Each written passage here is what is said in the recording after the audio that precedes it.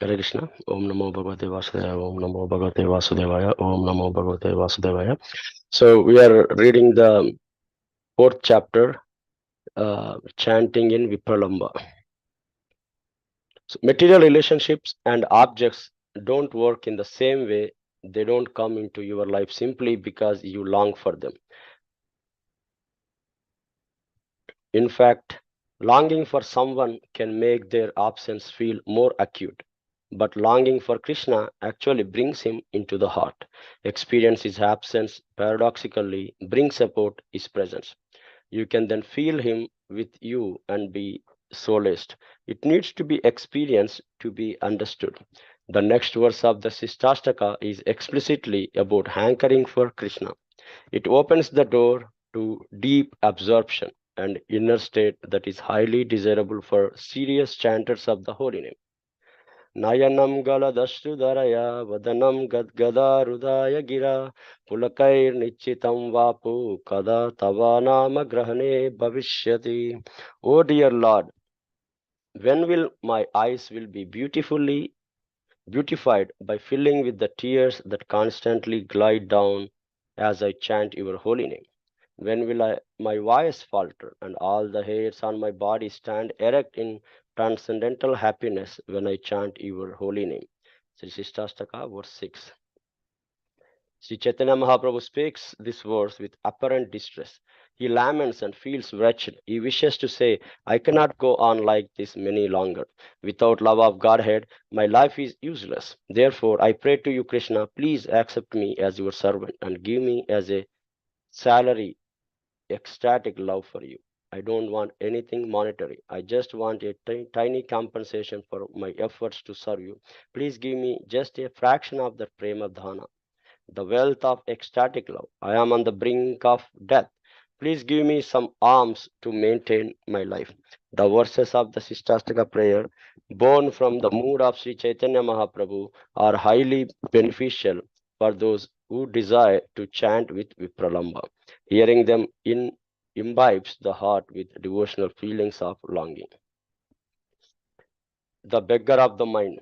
We know from Sri Chaitanya Mahaprabhu's biographers that every evening he would hear the poetry of Vijayapati, Chandi Dasa, and Jayadeva Goswami, all of whom describe the love of the Vipra Vindhavana residents who associate with Krishna every day and exchange with him most attractive, transcendental, loving dealings. Submerged in the ecstasy of these stories, Sri Chaitanya Mahaprabhu taught the inner orientation for opening the heart to Krishna with strong feelings of separation and longing through his beautiful poetry. In the heart, there are vrittis, thought waves or desires. When the heart is impure, the vrittis run towards material enjoyment.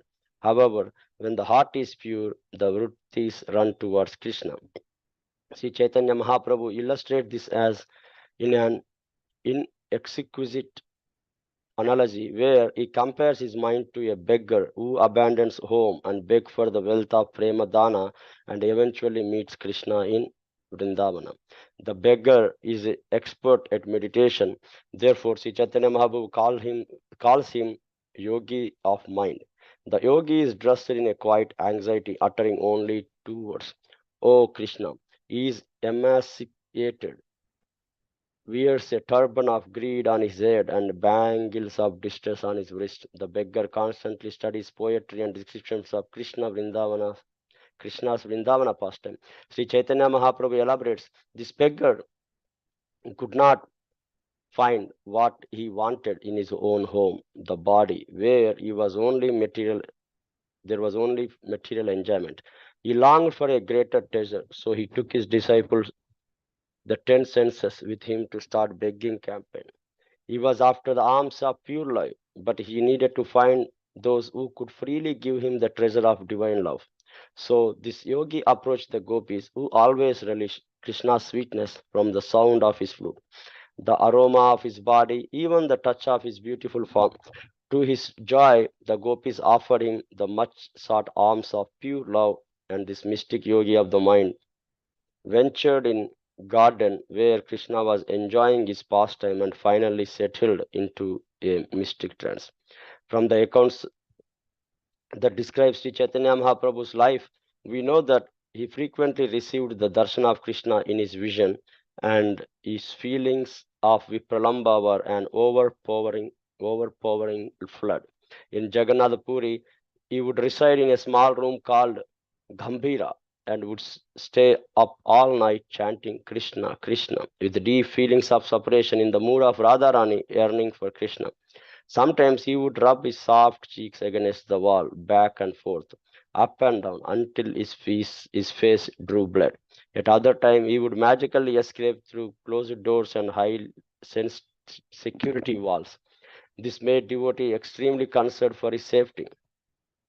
They held a meeting to address the issue and decided to appoint Shankara as the Lord's companion in the night to make sure Sri Chaitanya Mahaprabhu would not hurt himself anymore.